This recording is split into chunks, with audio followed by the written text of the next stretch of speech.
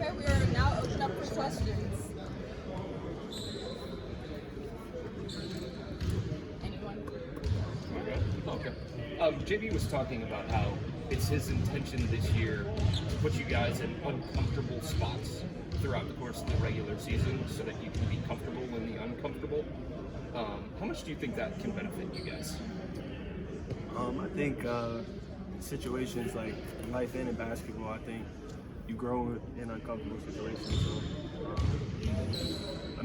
I feel like if you take it on with the right mentality and the right, the mindset, it may be uncomfortable at first, but once you keep doing it, you'll be more comfortable as you grow. How do you compare this year's training camp to last year so far? I feel like it's been very similar. Obviously, we got a couple new players that were integrating into the offense and the defense. But it's been very similar, going over defensive sets. I think offensively we're changing some things around, so it's been a little bit of a switch for that as well. In what way do you feel like the stylistic changes offensively can benefit you guys the most? I think just more spacing on the floor. Obviously, with the added shooting that, we went and got over the offseason, be more lanes to drive because of the spacing. You have to kind of respect those guys out there with George and Max and Ty.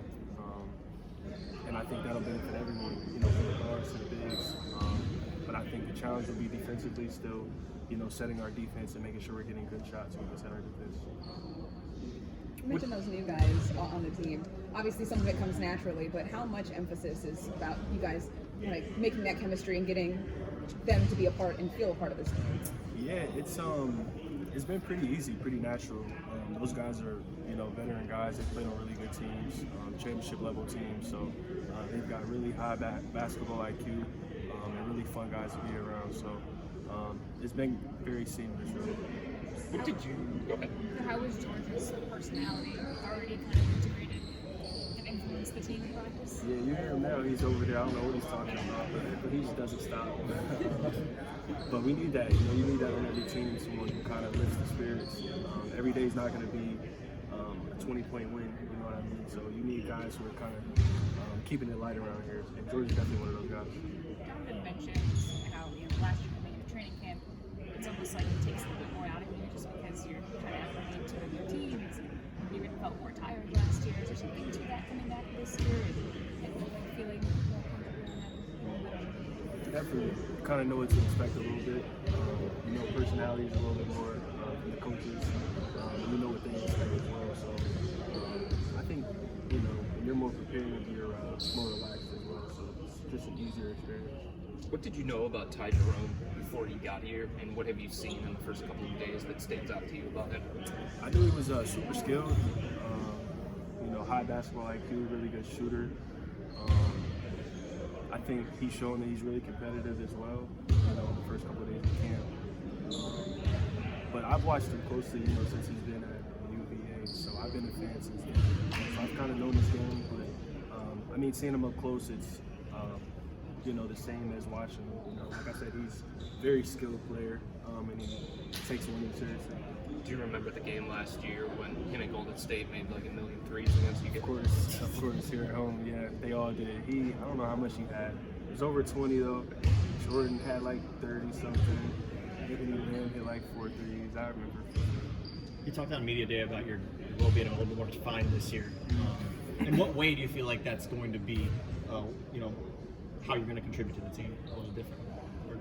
Yeah, I feel like last year with Donovan joining the team and me being fairly new, we were kind of figuring each other out, early within the season. And I think halfway through we kind of caught our rhythm where we kind of knew where our roles were and they were more defined. And I feel like, throughout the summer, it was good to kind of just stick where we were at and then just keep building off of it. I think we've done that, this far in training camp. It'll be fun this year, obviously having that experience behind us and then just keep building off of that. How much of training camp are you using as truly a build-up to the season? Or are you the kind of guy that's no, we're practicing and I'm 100% full go right now? Yeah, I try to push it. As much as I can, just because I know it's super important to build that foundation, get your conditioning in early, so that when the season hits, you're not really worried about being tired. You're kind of worried about making the right reads, getting your touch together, and things like that. It's tougher when you're fighting a conditioning game as well when the season starts. So I try to push it out right now. What happened to your shoulder that required surgery? I tore my labrum at the end, like when I got traded from Indiana. So it was tough. I finished the season out, but as soon as the season was over, when I had surgery, so I wasn't able to really do much that off season. So this off season, I've had a freshman.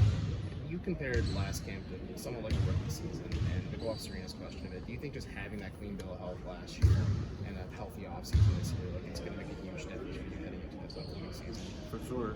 I haven't had that since I've been in the league, like a full healthy season and then followed by a full healthy offseason. It's been the first time, so I felt it, thus far in camp. I'm looking forward to building off of it for the season. Darius is the longest tenured member of the Cavs, and he has talked about stepping into more of a leadership role. What makes him such a good leader? I think first and foremost, he's a good listener. He has a good feel of what's going on around him. He's relatable, and he's very low maintenance. He's not someone who's going to push the blame. He's someone who's going to take accountability for his wrongs. No one's perfect. But at the same time, obviously he's a great player. He shows up every day. He works extremely hard. He's in the weight room. He's in the training room. He leads by example as well. So he's definitely taking more of a role for sure. We're pushing him to take on that role because we're going to need him for sure. Is it strange, though, to have somebody so young, so inexperienced in the NBA have that kind of responsibility? It's where the NBA is headed to nowadays. It's a young league.